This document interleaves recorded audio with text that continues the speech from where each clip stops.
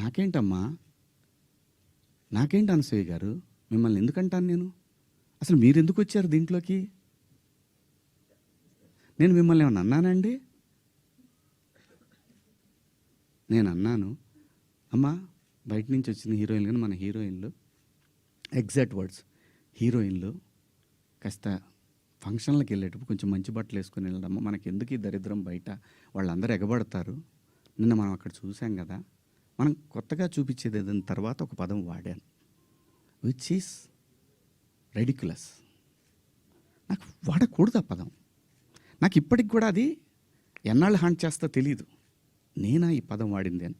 Okay, నేను మనిషినే, నాకు కర్మలు ఉంటాయి, పొరపాటు జరిగింది.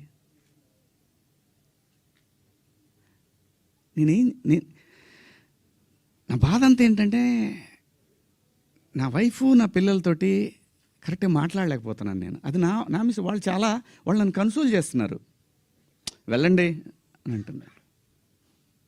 అంటే ఎవరికో అయిందని కాదు, శివాజీ ఇలా మాట్లాడ్డే అని ఆ వైఫ్ని ఎవరన్నా అడుగుతారేమో అనే బాధ తప్ప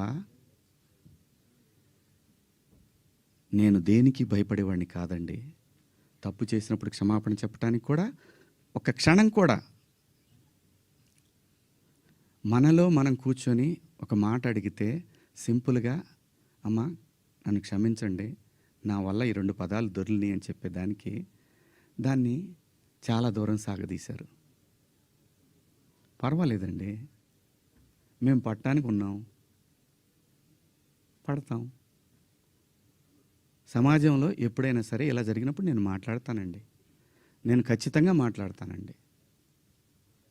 నేను ఏ తండ్రి వదిలేస్తారండి పిల్లల్ని?